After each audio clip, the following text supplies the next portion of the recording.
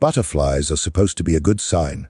That rush in your stomach, the racing thoughts, the magnetic pull towards someone who feels intense and unpredictable. We're taught to interpret that sensation as chemistry, as proof that something meaningful is happening. But what if the feeling you call chemistry is actually anxiety? What if the excitement you can't stop thinking about is your nervous system bracing for uncertainty? And what if the connection that feels impossible to walk away from isn't love at all, but a trauma bond quietly repeating itself? These questions are uncomfortable because they challenge one of the most romanticized ideas in modern dating culture, that intensity equals compatibility. In the beginning, trauma bonds and true love can look almost identical. Both feel powerful, both feel consuming, both can make you think about someone constantly. But beneath the surface, they are built on very different foundations. One is rooted in emotional safety. The other is rooted in emotional survival. A trauma bond often begins with inconsistency. Warmth followed by withdrawal. Attention followed by silence. Affection followed by criticism or emotional distance. The unpredictability creates a cycle of tension and relief. When connection returns after absence, it feels euphoric. The contrast amplifies the reward. True love feels different, but not always in a way that's immediately obvious. It is steadier, more regulated. It doesn't spike and crash in dramatic waves. Instead of constant anticipation, there is quiet reliability. Instead of chasing reassurance, there is space to breathe. The difficulty is that many of us were not raised with models of calm connection. If love in childhood was inconsistent, emotionally volatile, or conditional, your nervous system may have learned to associate intensity with attachment. Calm can feel unfamiliar. Predictability can feel boring. Stability can even feel suspicious. So when you meet someone who triggers strong butterflies, your body reacts as if something important is happening. And something is happening, but it may not be what you think. The hidden conflict lies here. Your mind wants closeness, but your nervous system is conditioned by history. Attraction is not just about preference. It is about pattern recognition. Your body gravitates toward what feels known, even if what feels known was once chaotic. This is why people often say, "I've never felt this way before," while simultaneously repeating the same relational dynamics. The intensity feels unique. The pattern is familiar. The tragedy is that trauma bonds can feel profound. They can create a sense of depth and emotional gravity that mimics destiny. But depth born from instability is not the same as intimacy built on safety. If butterflies are sometimes anxiety, then the question is not whether you feel strongly. The question is what your body is reacting to, security or uncertainty. And until you learn to tell the difference, intensity can easily be mistaken for love. To understand the difference between a trauma bond and true love, we have to look at the nervous system.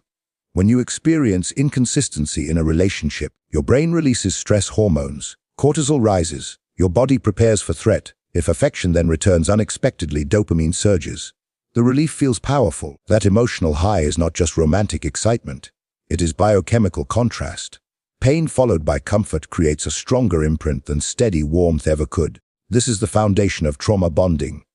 Intermittent reinforcement keeps you attached. The unpredictability strengthens focus. You think about the person constantly, not because you are deeply secure, but because your system is scanning for the next shift. Your attention narrows.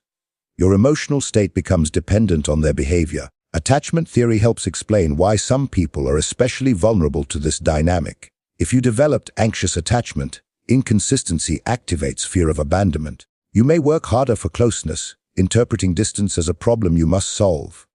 If you developed avoidant attachment, you may feel drawn to partners who confirm your belief that intimacy is unstable, reinforcing emotional distance while still maintaining connection. In both cases, the relationship activates early conditioning. It feels familiar at a physiological level. Familiarity often masquerades as chemistry. Modern American dating culture intensifies this confusion. Dating apps create constant comparison and perceive scarcity at the same time. Ghosting, delayed responses, and ambiguous intentions have become normalized. Emotional unavailability can look like independence. Inconsistency can be reframed as being busy or mysterious. The environment itself keeps nervous systems slightly activated. Cognitive dissonance also plays a role.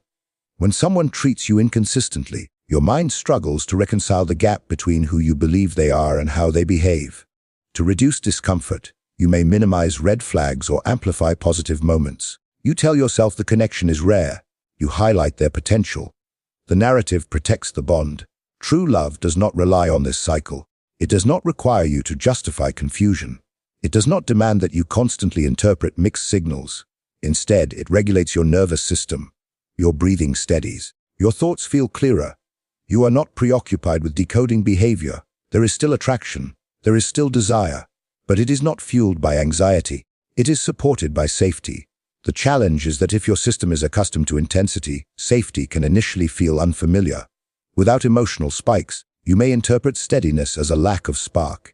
You may question whether something is missing. In reality, what is missing is the stress response you once associated with passion. Trauma bonds feel urgent. True love feels secure. Urgency narrows your world. Security expands it. When you begin to recognize that butterflies can be a signal of activation rather than compatibility, you gain clarity. The sensation itself is not the problem. The context is. And the context determines whether you are building attachment from survival patterns or from emotional safety. Over time, your body will reveal which foundation you are standing on. The shift from trauma bonding to true love begins with honesty. Not the kind directed at your partner, but the kind directed inward. You have to become curious about your own nervous system. You have to notice what happens in your body when someone pulls away, when they delay a response, when their tone changes slightly. If your chest tightens and your thoughts spiral, that reaction is information, uncomfortable truth. Intensity is not proof of depth. Sometimes it is proof of activation. If you feel constantly on edge, constantly decoding, constantly waiting for reassurance, your body is not experiencing safety. It is preparing for instability. Another difficult truth is that trauma bonds often feel meaningful because they mirror old emotional wounds. If you once had to earn attention, you may feel most alive pursuing it. If you once felt unseen, you may attach deeply to someone who occasionally makes you feel chosen. The breakthrough moments feel redemptive. But redemption is not the same as reciprocity. True love does not require you to relive old pain in order to feel connection. It does not demand emotional endurance as a qualification for intimacy. It does not ask you to shrink your needs to maintain harmony. Growth means retraining your perception of attraction. Instead of chasing the strongest butterflies, you begin observing consistency. Instead of asking whether the chemistry feels intense, you notice whether your body can relax. You pay attention to whether communication feels clear or confusing. You assess how conflict is handled, not how thrilling the reconciliation feels afterward.